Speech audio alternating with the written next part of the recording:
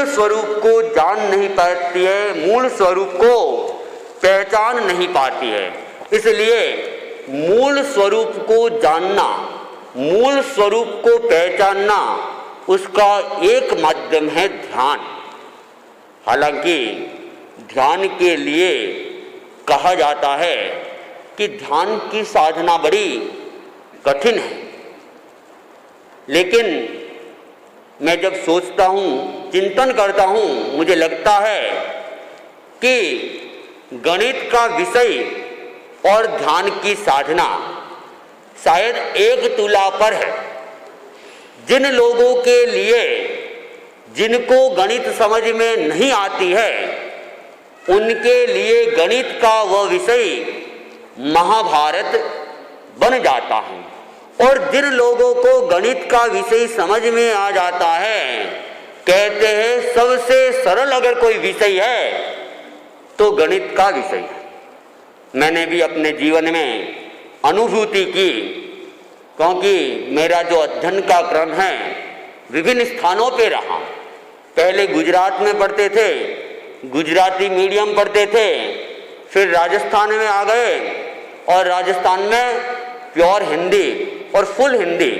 वहाँ तो हमको 5वीं कक्षा में आते आते हिंदी के क ख ग लिखना सिखाया, और जैसे पहली वाले बच्चे को कमल और ये शब्द सिखाते हैं, वैसे हिंदी के शब्द तो, और 6ठी क्लास में सीधे ही राजस्थान आ गए और लोडिंग पड़ी।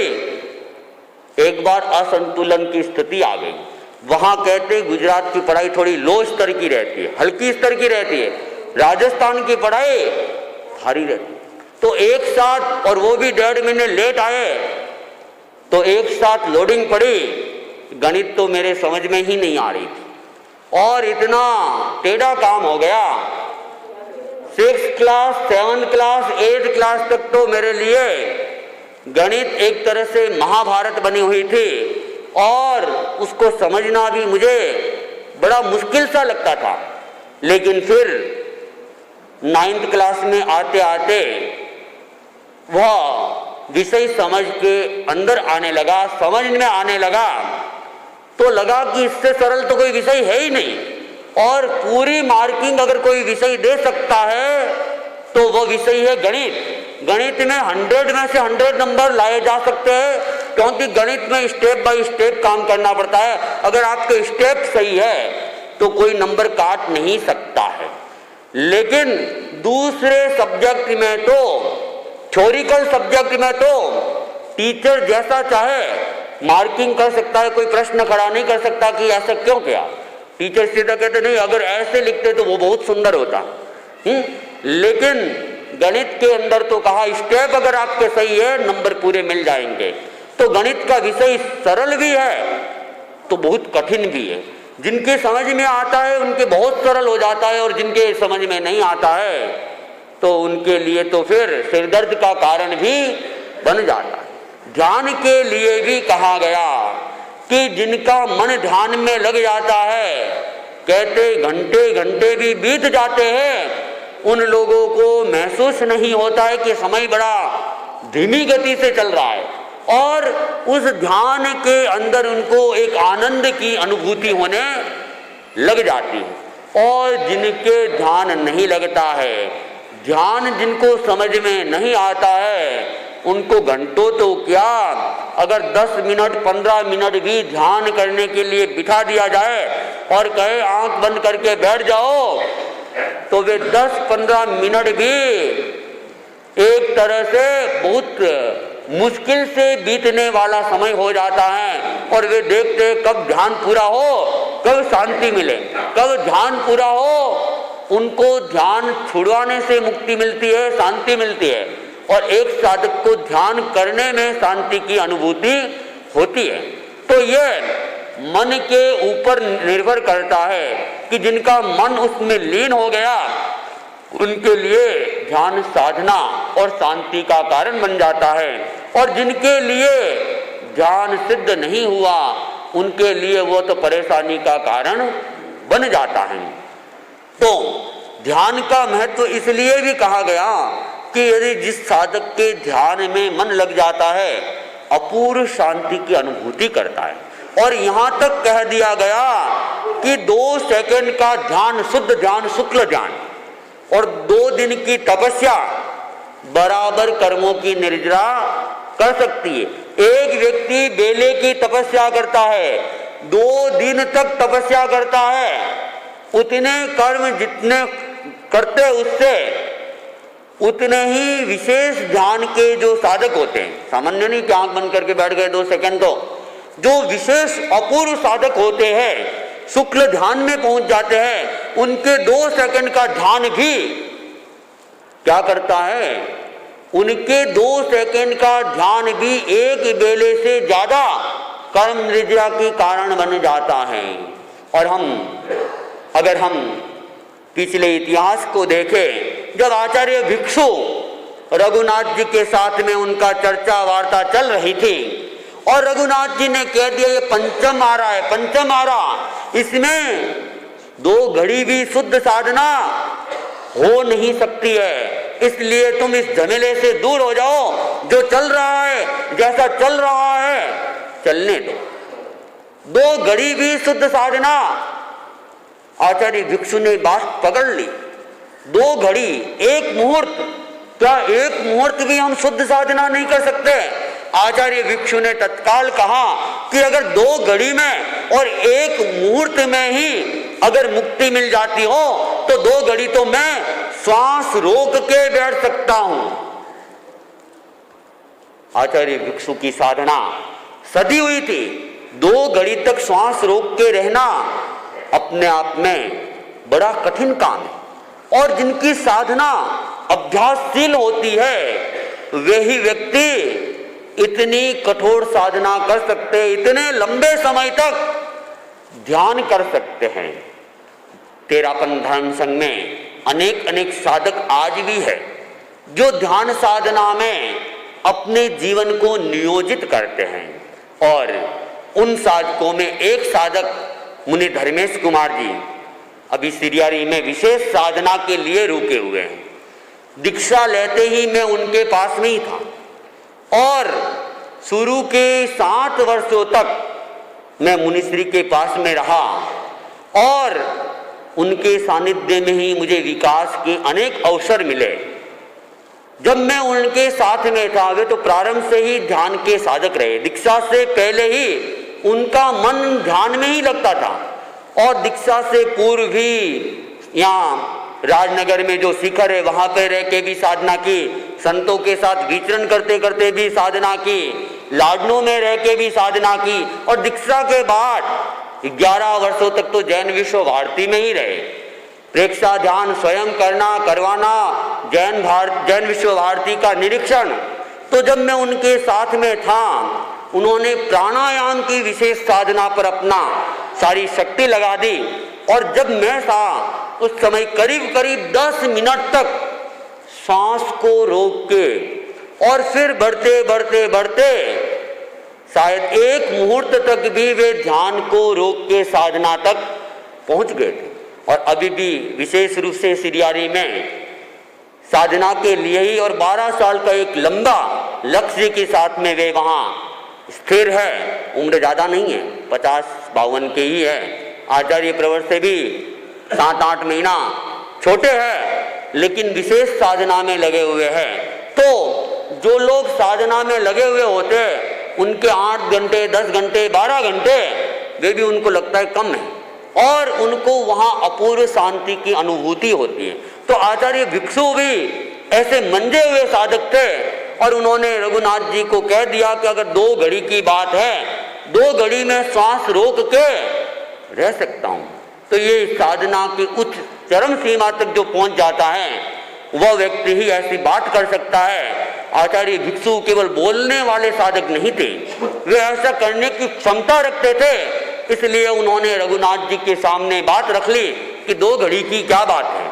तो मूल बात है कि ध्यान की साधना थोड़े समय भी करते हैं, परिणाम वो उत्कृष्ट देता है।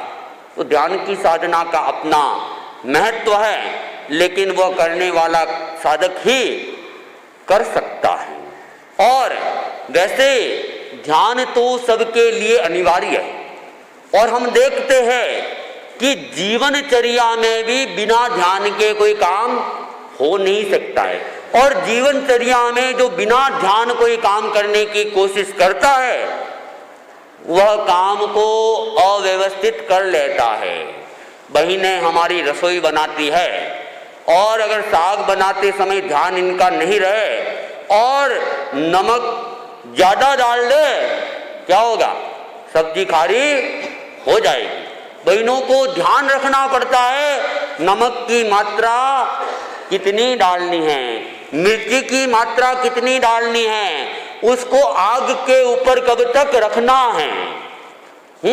और रोटी को क्या किया, सीधे तवे पे डाल दी, और बहनें अगर ध्यान नहीं दे तो क्या होगा? रोटी जल जाएगी। बहनों को पल पल वे रोटी बढ़ती भी है तब भी ध्यान रहता है कि तवे के ऊपर क्या है, रोटी है, और उसको फेरना है। अगर नहीं फेरेंगे नीचे से जल जाएगी, ऊपर से कच्ची रह जाएगी। तो ध्यान रखना पड़ता है, और ध्यान के साथ में समय पर उसको क्या करना पड़ता है? बेलना पड़ता है, फेरना पड़ता है।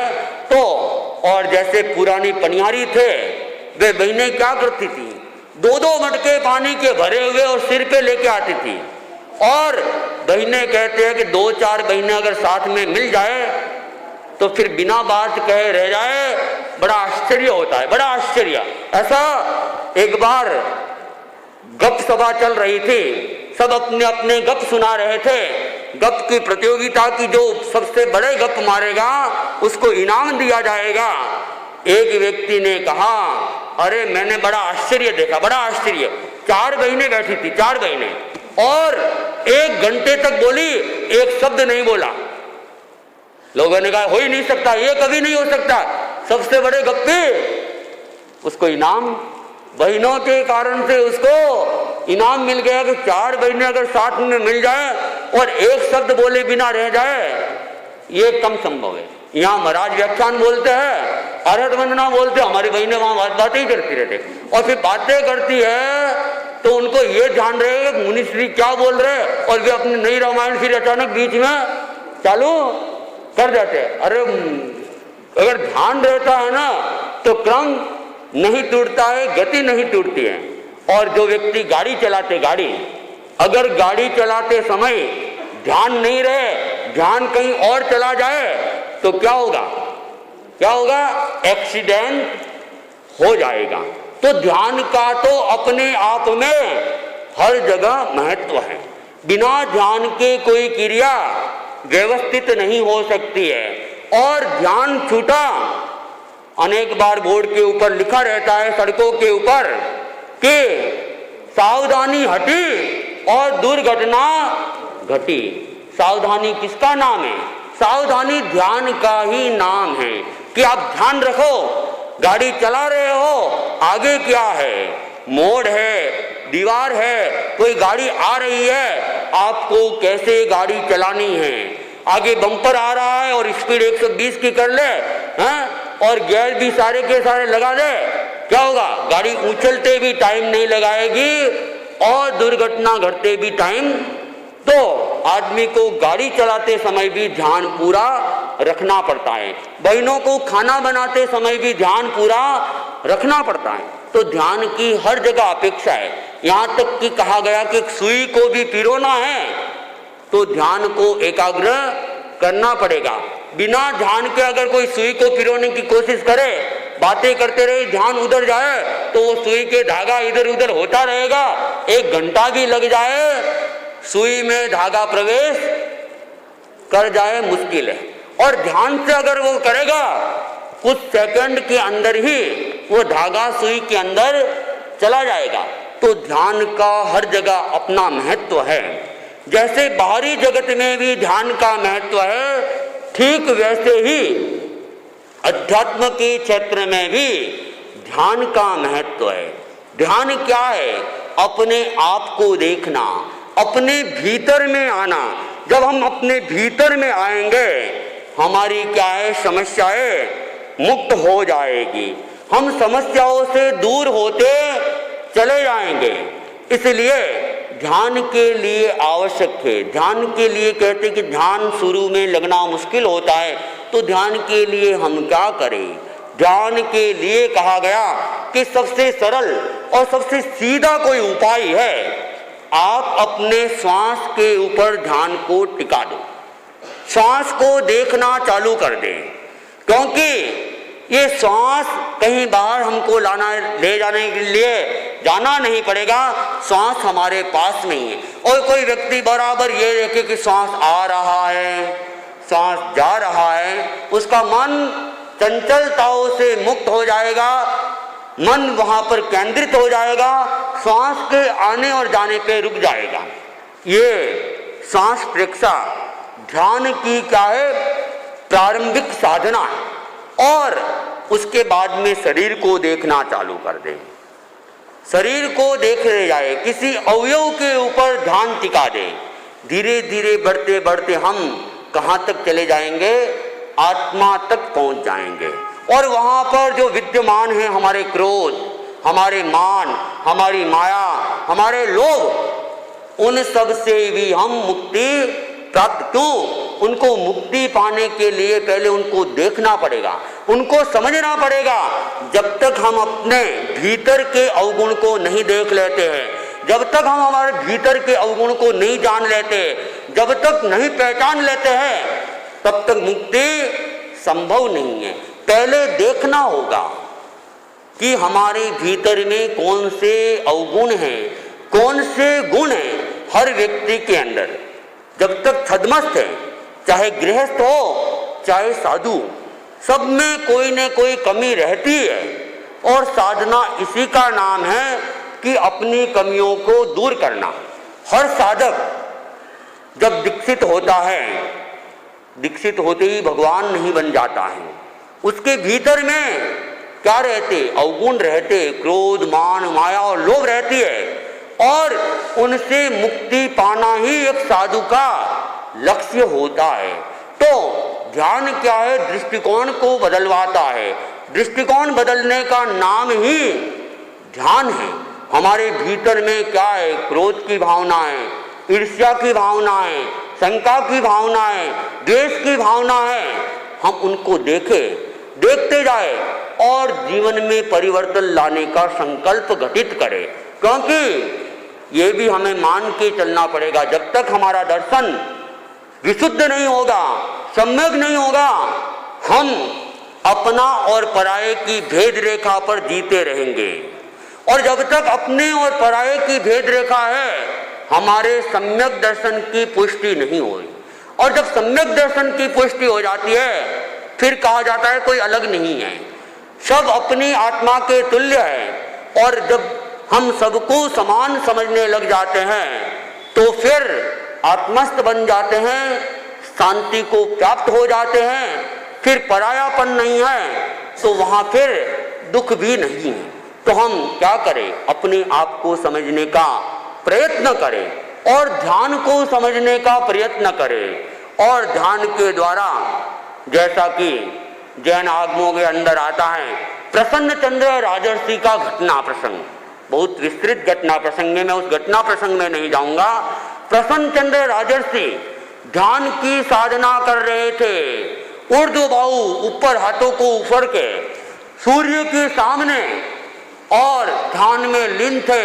इतनी कठोर साधना में वे चल रहे थे, लेकिन उनके साथ में सुमुख दुर्मुख उन्होंने कुछ ऐसे वचनों का प्रयोग किया, वे धर्म ध्यान से अर्थ ध्यान में चले जाते हैं, कर्मों का बंधन करते हैं। और भगवान महावीर ने उस समय कहा कि अगर इस समय मृत्यु होती है, सातवीं नारकी तक पहुंच जाएगा।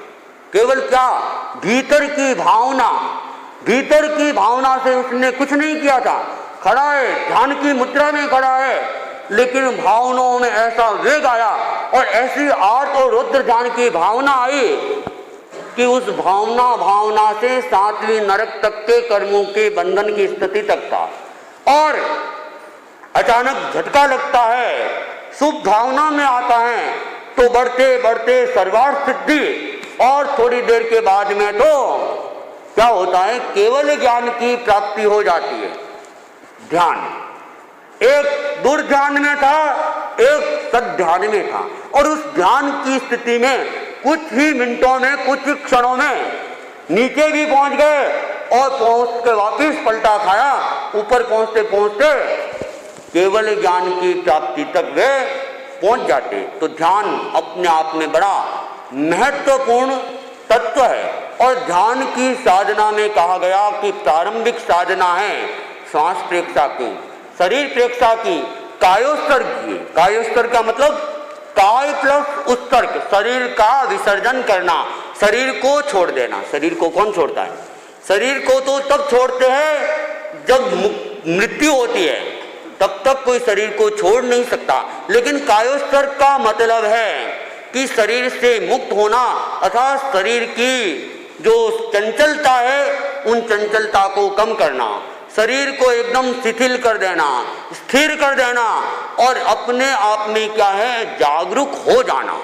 और धीरे धीरे धीरे जब साधक और आगे बढ़ता है तो वो शरीर की स्थिरता शिथिलता से आगे बढ़ता है और आत्मा की चंचलता से भी वो मुक्त होने की दिशा में आगे बढ़ जाता है और कायोत्सर्ग मात्र मुक्ति का कारण बन जाता है। एक घटना आती है, मैं संक्षेप में उस घटना को प्रस्तुत कर रहा हूँ। एक गांव में एक महात्मा जी आए, उपदेश दे रहे थे, प्रवचन दे रहे थे, व्याख्यान भी सुनाते थे, और व्याख्यान के बाद में किसी की कोई समस्या होती थी, जिज्ञासा होती थी, उनके प्रश्नों का समाधान भी देते थे। एक सेठ प्रवचन के लिए जा रहा था तो उसके पास तोता था और वो तोता मनुष्य की वाणी बोलता था। तो उस तोते ने पूछा, आज सेठ जी आप कहाँ जा रहे हो?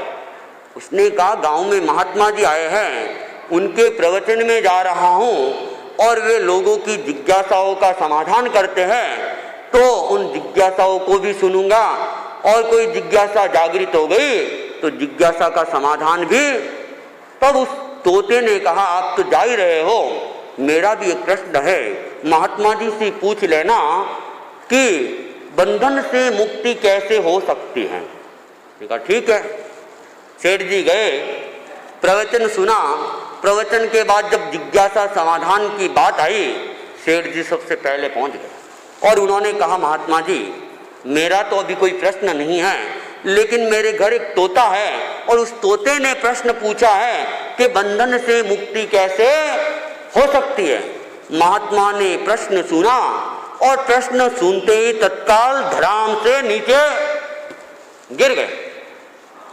लोग हक्के बक्के रह गए, सेठ हक्का बक्का रह गया, क्या हुआ क्या हुआ? तत्काल डॉक्टर को बुला। और सेठ ने देखा मैंने प्रश्न किया और मेरे प्रश्न करने के साथ में महात्मा जी गिर गए, नाम मेरा आएगा।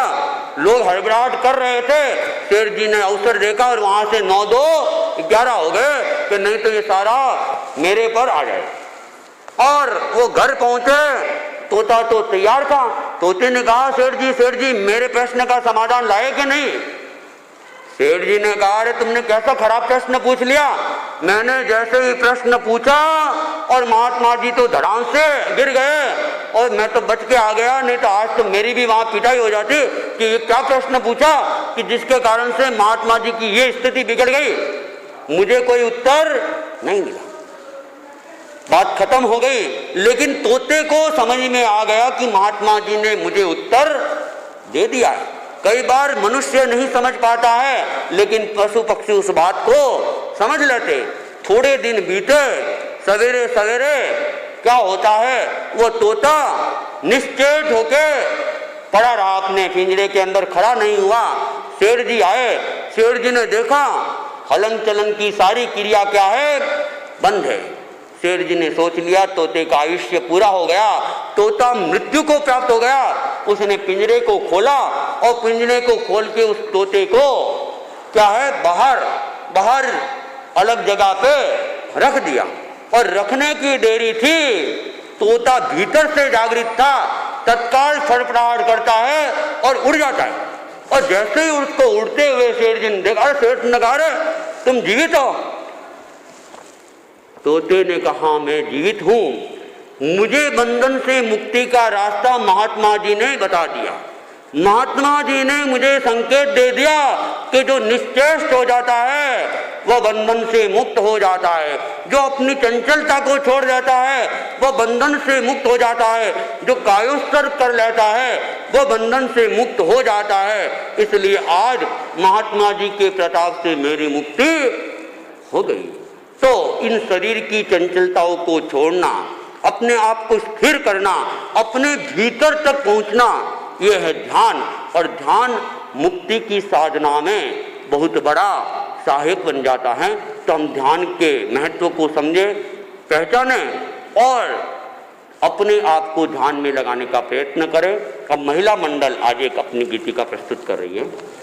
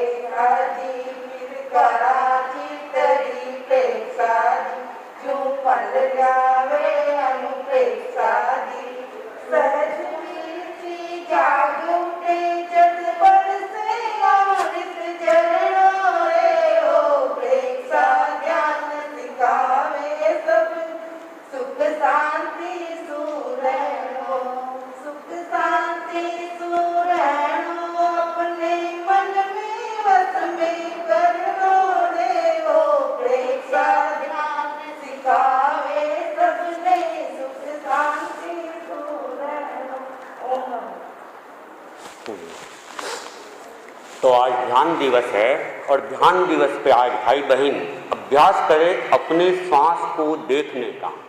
श्वास